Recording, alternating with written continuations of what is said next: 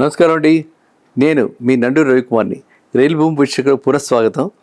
ఈరోజు చాలామంది Rayadurgam land parcel మొన్ననే జరిగింది, ఆక్షన్ జరిగింది. అక్కడ రాయదుర్గం ల్యాండ్ పార్సిల్ ఎకరానికి 237 కోట్లు అమ్ముడవటం హైదరాబాద్ రియల్ ఎస్టేట్ బలానికి సంకేతమా? ఈ వేలం ధర అంటే ఇంత ధర భవిష్యత్తులో నగర భూముల విలువను మరింత పెంచుతుందా అని అడుగుతున్నారు. దీని గురించి ఎందుకంటే చాలా ఇంపార్టెంట్ టాపిక్ ఇది.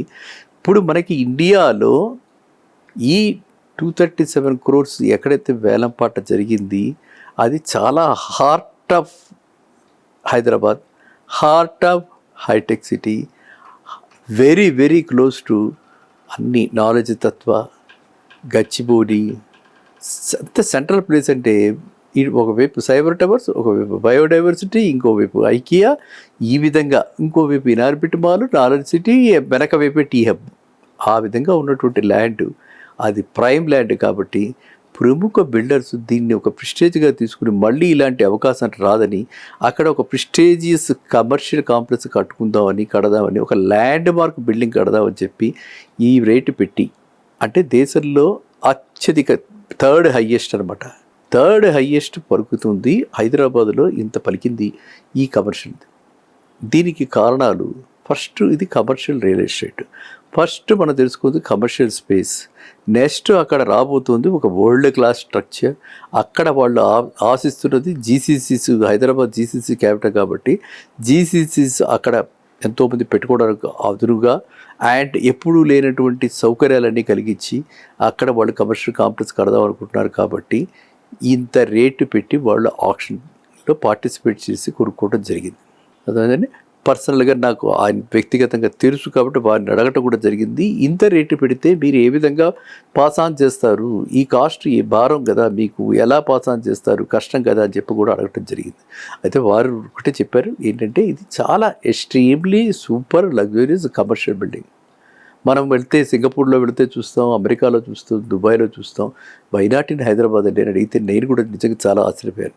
అలాంటి బిల్డింగ్ను వాళ్ళు కట్టి అక్కడ గజం అంటే అడుగు మినిమం 20,000 అంటే పైనే, కింద అయితే ఉండదు, 20,000కి పైనే పెట్టి మినిమంలో రెంట్ కూడా 250 రూపీస్ పర్ ఎస్ఎఫ్టీకి పైనే పెట్టి ప్లాన్స్ తోటి వాళ్ళు సన్నాహాలు చేసి ఆ సన్నాహాలతోటి వాళ్ళు ముందుకు వచ్చారు. అది ఈ యొక్క పర్టికులర్ యొక్క ఆక్షన్లో పార్టిసిపేట్ చేసిన వాళ్ళ యొక్క ఉద్దేశం. ఇంత రేటు పలకటానికి కారణం అది. ఇక మనం ఆలోచిస్తే ఇది రెసిడెన్షియల్ ప్రాజెక్ట్స్కి చాలా దూరంగా ఉంది ఈ ల్యాండ్. కాబట్టి రెసిడెన్షియల్ ప్రాజెక్ట్స్కి ఎట్టి పరిస్థితుల్లోనూ ఎట్లాంటి అవకాశము లేదు, పెరగటానికి అవకాశం లేనే లేదు రెసిడెన్షియల్ ప్రాజెక్ట్స్కి. అర్థమైందండి? రెసిడెన్షియల్ ప్రాజెక్ట్స్ అన్నీ కూడా దూరంగా ఉన్నాయి. అండ్ రెసిడెన్షియల్ ప్రాజెక్ట్స్ ఎక్కడున్నాయి? ఎక్కడో తెల్లాపూరు, నల్లగళ్ళ, కొల్లూరు, ఇటువైపు కుక్కడపల్లి, తర్వాత ప్రగతి నగర్, లోపలికి వెళ్ళిపోయి బాచుపల్లి, ఇలా అంత ప్లేస్లో ఉన్నాయి. ప్లస్ అలాంటి రెసిడెన్షియల్ జోన్స్లో ఉన్నటువంటి కన్స్ట్రక్షన్స్ ఆల్రెడీ కమెన్స్ అయినవి, లేకపోతే కమెన్స్ కాబోతున్నవి. దీనివల్ల లాభపడే అవకాశం ఏమాత్రం కూడా లేదు. అండ్ ఇంకోటి మనం తెలుసుకోవాల్సింది ఏంటంటే ఇలాంటి కమర్షియల్ కాంప్లెక్స్లు అన్నీ ఉన్నటువంటి కమర్షియల్ ఏరియాలో వస్తున్నటువంటి బిల్డింగ్స్కి, కమర్షియల్ ఏరియాలో ఉన్నటువంటి బిల్డింగ్స్కి, దీనికి విసినిటీలో ఉన్న బిల్డింగ్స్కి ఇదే దీంతో పోటీతత్వంతో కనుక ఎవరైనా కడుతూ ఉంటే వాళ్ళకి ఏమైనా ఉపయోగపడటానికి కొంచెం మేర అవకాశం ఉంది. కానీ ఖచ్చితంగా రెసిడెన్షియల్ బిల్డింగ్స్కి దీనివల్ల రేట్లు పెరిగే అవకాశం లేదు. This is my firm opinion. తర్వాత ఏంటంటే ఇది ఇన్వెస్టర్ సెంటిమెంట్ని కొంతవరకు హైదరాబాద్ పట్ల ఆకర్షించడానికి అవకాశం ఉంది. హైదరాబాదులో పెట్టుబడులు పెరిగే అవకాశం ఉంది. హైదరాబాద్లో గ్లోబల్గా అంటే ఎలా అయితే జీసీసీ అని కూడా విజిబిలిటీ హైదరాబాద్ పైన అందరి కళ్ళు పడే అవకాశం ఉంది. ఇంత రేటు పలికింది అంటే హైదరాబాద్లో ఏదో రాబోతుంది. ఇంకా ఇప్పుడు నుంచి చరిత్ర పునరావృతం అవుతుంది. మళ్ళీ రేట్లు పరిగెట్టడమే, నడవటం కాదు, పరిగెట్టడమేమో. ఆర్గానిక్ గ్రోత్ కాకుండా ఇన్ఆర్గానిక్ గ్రోత్ వస్తుందేమో.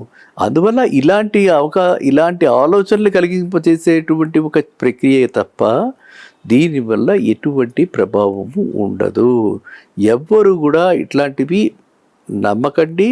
ఇలాంటివి నమ్మి హెవీగా బారో చేసి ఇన్వెస్ట్ చేసి ఈఎంఐల భారం పెట్టుకుని అసలే మార్కెట్ కుదేలంటుంది. ఏ మార్కెట్? Job market. మనం చూస్తున్నాం అటు యూఎస్లో కానీ ఇటు ఇండియాలో కానీ లెఫ్ట్ అండ్ రైట్ ప్రతి మండే ఒక సాడ్ న్యూస్ మనకి. ప్రతి మండే మనకి ఇంతమంది లే ఆఫ్లు, ఇంతమందికి పోయాయి, ఈ ఏఐ స్పెండింగ్ గురించి ఇవి వీళ్ళని తీసేస్తున్నారు, ఇలాంటి న్యూస్లే వింటున్నాం. కాబట్టి మనం అందరం కూడా చాలా జాగ్రత్తగా ఉండాలి.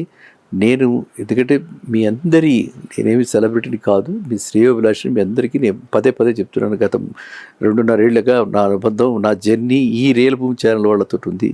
కాబట్టి నేను చెప్తున్నాను మీకు. కాబట్టి అలాంటి భ్రమలకు పడకుండా మన ఏరియాస్, ఇది గతంలో చెప్పుకున్నా, మళ్ళీ రాబోయే వీడియోస్లో కూడా చెప్తాను, ఆ ఏరియాస్లోనే మనం చూసుకుని అక్కడ కనెక్టివిటీ ఎలా ఉందో చూసుకుని, మన వర్క్ ప్లేస్ కనెక్టివిటీ ఎలా ఉందో చూసుకుని, చిల్డ్రన్, స్కూల్ గోయింగ్ చిల్డ్రన్ ఉన్న వాళ్ళకి స్కూల్కి వెళ్ళటానికి ఎంత దగ్గరగా ఉన్నాయి, మంచి స్కూల్స్ ఎక్కడున్నాయి, కాలేజెస్ ఎక్కడున్నాయి, అలా చూసుకుని, పెద్దవాళ్ళు రాలంటి వాళ్ళకి హాస్పిటల్స్ అవి ఎక్కడున్నాయి, ఎంత దూరంలో ఉన్నాయి, అది చూసుకుని దాని ప్రకారంగా మనం ఇన్వెస్ట్ చేయాలి.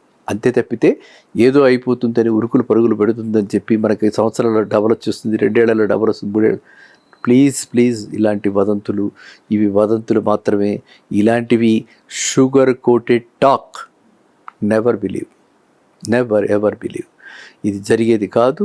అలా ట్రాప్లో పడ్డవాళ్ళు చాలామంది బాధితులు నాకు తెలిసి ఉన్నారు. వాళ్ళు ఫోన్లు కూడా చేస్తూ ఉంటారు, ఆ ట్రాప్ నుంచి బయటికి రాలేక బాధలు పడుతున్నారు. సో కాబట్టి అలాంటివి ఇప్పుడు చేయకండి. ఎటువంటి సందేహాలు ఉన్నా కూడా మీరు హ్యాపీగా వాట్సాప్లో ఒక మెసేజ్ పంపించండి. నేను నా టైం చూసుకుని నేను మీకు డెఫినెట్గా రెస్పాండ్ అవుతా. నా నెంబరు 9515127639. ఓకేనండి. సో మీరంతా తెలుసుకోవాల్సింది ఏంటి, ఈ యొక్క ఆక్షన్ ఏదైతే ఒక సాలిటరీ ఇన్స్టెన్స్, ఇది గతంలో రియా పోలీసులో 100 crores దాటిపోయిందని చప్పట్లు కొట్టుకుని చేసాం, ఏమైనా పెద్ద మార్పు వచ్చిందా? రాలా. అదేవిధంగా ఇది 237 crores అయినంత మాత్రాన మనకి ఏమీ పెద్దగా రేట్లు అయితే పెరిగిపోవు, ఓవర్ నైట్ చేంజ్ అయితే రాదు. అందువల్ల ఎవ్వరు దీని గురించి పెద్దగా ఆందోళన చెందకండి. రేట్లు ఏవో పెరిగిపోయి సామాన్ మనకు అందుబాటులో నో అవన్నీ wrong misleading thumbnails, misleading thing. అదేమీ జరగదు. ఎట్లా మనకి కమర్షియల్ రియల్ ఎస్టేట్ ఇది different from residential retail real estate. Please understand the difference. ఈ రెండింటి మధ్యన చాలా డిఫరెన్స్ ఉంది. ఓకేనా? సో మళ్ళీ కలుద్దాం నెక్స్ట్ వీడియోలో. నమస్కారం.